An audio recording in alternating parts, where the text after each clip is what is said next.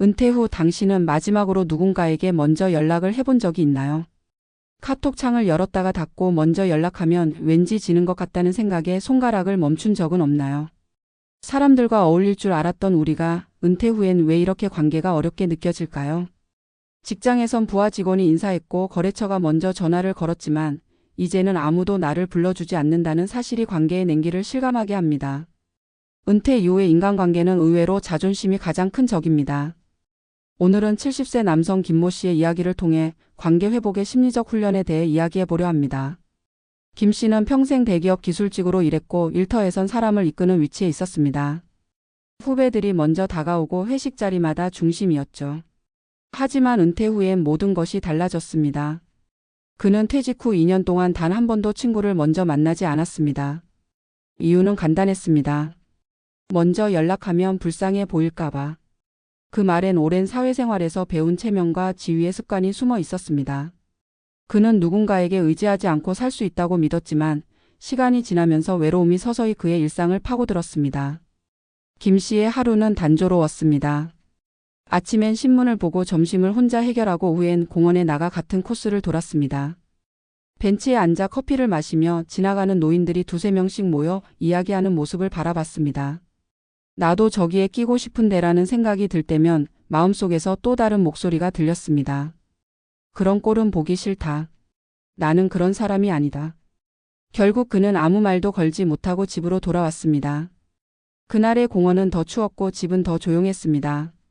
그렇게 시간이 흘러 어느 날 우연히 경로당 앞에서 만난 동네 주민이 먼저 인사를 건넸습니다. 요즘 자주 뵙네요. 커피 한 잔 하실래요?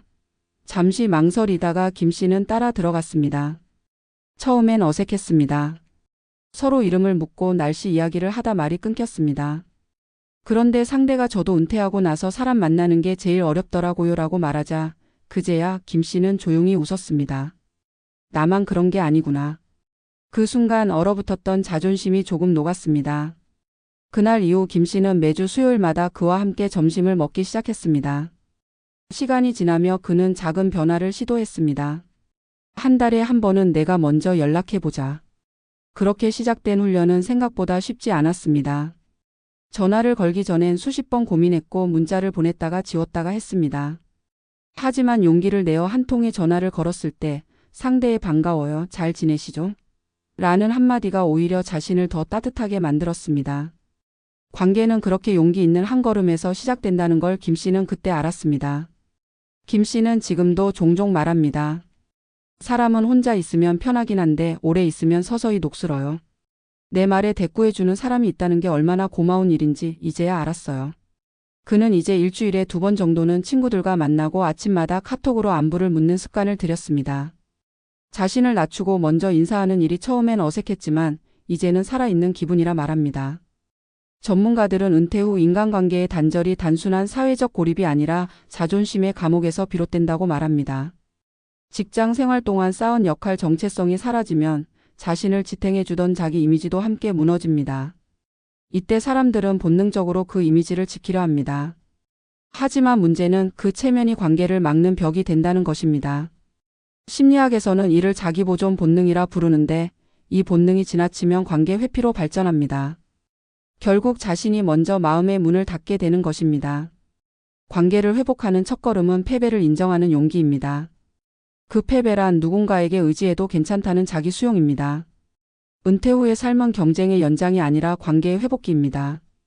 그러기 위해선 이 나이에 새 친구가 생기겠어? 라는 체념을 버리고 오늘 하루 단 한 사람에게라도 먼저 인사하자는 작고 구체적인 행동으로 바꿔야 합니다. 관계는 감정이 아니라 행동으로 만들어지는 것이니까요. 심리 상담 현장에서도 은퇴자들의 공통된 어려움은 먼저 다가가기의 두려움입니다. 자신이 거절당할까봐 혹은 불쌍해 보일까봐 움츠러듭니다. 하지만 현실은 반대입니다. 대부분의 사람들도 같은 외로움을 느끼며 누군가의 손을 기다리고 있습니다. 김 씨처럼 작은 용기를 낸 사람만이 그 벽을 허물 수 있습니다. 자존심을 꺾는다는 것은 자신을 낮추는 일이 아니라 진짜 자신을 회복하는 과정입니다. 관계의 힘은 체면이 아니라 진심에서 나옵니다. 결국 김 씨의 이야기는 단순한 인간관계의 회복이 아니라 삶의 회복 이야기입니다. 그는 말합니다. 나는 평생 일로 내 존재를 증명했는데 지금은 관계로 내 존재를 느낍니다. 이 말은 우리 모두에게 던지는 메시지입니다. 은퇴 후에도 관계는 여전히 우리 삶의 중심입니다. 혼자 잘 사는 법보다 함께 어울릴 줄 아는 법이 더 큰 자산이 됩니다. 오늘 이 영상을 보고 있는 분들에게 이렇게 말하고 싶습니다. 혹시 누군가를 떠올리셨다면 지금 바로 전화를 걸어보세요. 짧은 안부 인사 하나가 생각보다 큰 위로가 될 수 있습니다. 관계는 기다리는 사람이 아니라 움직이는 사람이 지켜냅니다. 그리고 그 첫걸음은 늘 내가 먼저입니다. 자존심을 조금 내려놓는 순간 마음이 열리고 세상이 다시 따뜻해집니다. 그것이 은퇴 후 진짜 인간관계의 시작이자 우리 모두가 다시 배우는 인생의 훈련입니다. 은퇴 후 인간관계의 회복은 단순히 친구를 다시 만드는 문제가 아니다. 그것은 자기 자신을 새롭게 이해하고 세상과의 거리를 조정하는 일이다. 직장에서의 인간관계는 대부분 역할에 기반한다. 직급과 직책이 관계의 질서를 만든다. 그러나 은퇴 후에는 그 질서가 사라지고 남는 것은 오직 사람 대 사람의 관계뿐이다. 그때 우리는 비로소 자신이 얼마나 관계의 기술에 서툴렀는지를 깨닫게 된다. 김 씨처럼 평생 조직 속에서 인정받던 사람일수록 이 혼란은 더 크다. 그는 퇴직 후 몇 년 동안 스스로를 자존심이라는 이름으로 감쌌지만 사실 그것은 불안의 다른 이름이었다. 내가 먼저 다가가면 약해 보일까? 혹시 거절당하면 어떻게 하지? 이런 생각들이 쌓여 결국 관계의 문을 스스로 잠그게 만든다. 인간관계의 핵심은 자신을 드러내는 용기다. 자존심은 때로 그 용기를 가장 먼저 갉아먹는다. 특히 은퇴 후의 시기는 자신을 둘러싼 세계가 급격히 변하는 시기다. 일터에서의 위상은 사라지고 가족 안에서도 더 이상 중심이 아니냐. 사회적 네트워크는 빠르게 축소되고 나를 필요로 하는 사람은 점점 줄어든다. 이때 자존심을 무기처럼 쥐고 있으면 결국 그 칼끝은 자신을 향하게 된다. 관계는 체면이 아니라 상호 관심의 흐름 속에서 자란다. 사람들은 자신에게 먼저 다가오는 이를 본능적으로 반갑게 여긴다. 하지만 우리는 오랫동안 먼저 다가가면 손해라는 사회적 학습 속에서 살아왔다. 직장에서 상하관계 속에서 위신을 지켜야 했던 사람일수록 더 그렇다. 그러나 은퇴 이후에는 위신보다 연결이 더 큰 힘을 가진다. 관계의 세계에서 승자와 패자는 존재하지 않는다. 있는 것은 단지 관계를 유지하려는 노력의 정도뿐이다. 김 씨가 관계 회복 훈련을 시작한 것도 바로 그 깨달음에서였다. 그는 자신에게 목표를 하나 정했다. 한 달에 한 번이라도 내가 먼저 연락하자.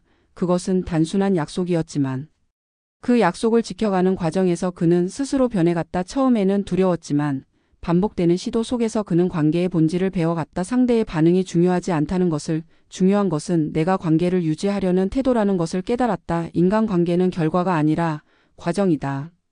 친구가 생기는 것은 목표가 아니라 과정의 부산물이다. 그는 이제 매일 아침 친구들에게 안부를 묻고 작은 약속을 만든다. 그것이 그의 하루의 리듬이 되었다. 심리학에서는 이런 관계적 행동을 사회적 보건력이라고 부른다.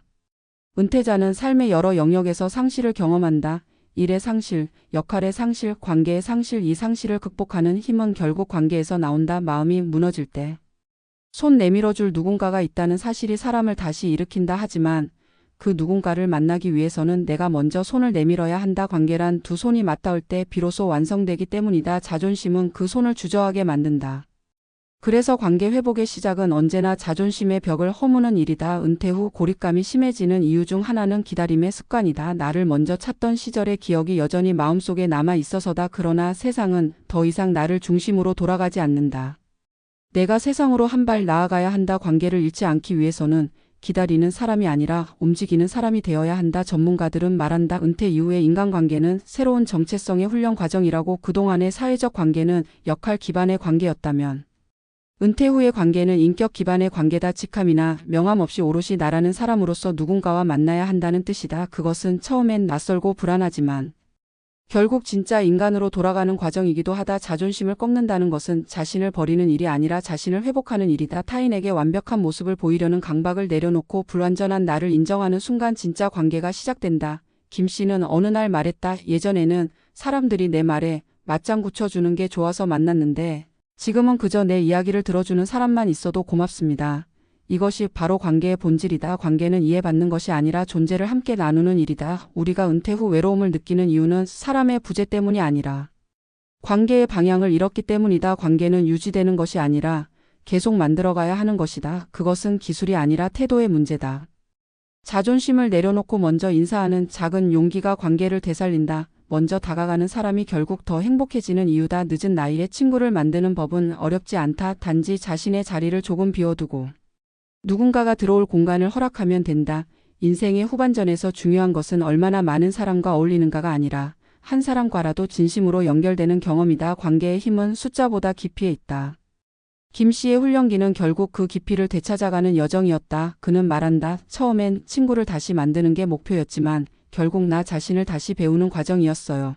이 한마디가 모든 것을 설명한다. 관계는 나를 비추는 거울이다. 그 거울을 마주하기 위해서는 용기가 필요하다. 자존심을 세우는 사람은 결국 혼자 남지만 자존심을 내려놓은 사람은 관계 속에서 다시 살아난다. 우리가 은퇴 후 배워야 할 것은 재테크보다 인간관계의 기술이고 성공보다 공감의 언어다. 마음을 여는 사람에게는 항상 길이 생긴다. 이제는 관계를 잇는 시대가 아니라 회복의 시대다. 김 씨의 이야기는 그 첫 장을 연 한 사람의 기록이다. 교훈은 단순하다. 관계는 내가 먼저 다가갈 때 다시 시작된다. 자존심을 세워 얻을 수 있는 것은 고립뿐이지만 자존심을 꺾으면 얻는 것은 사람이다. 그리고 사람은 언제나 또 다른 삶의 이유가 되어준다. 결국 우리는 관계 속에서 다시 살아난다. 그것이 은퇴 이후 인생이 우리에게 가르쳐주는 가장 따뜻한 진실이다.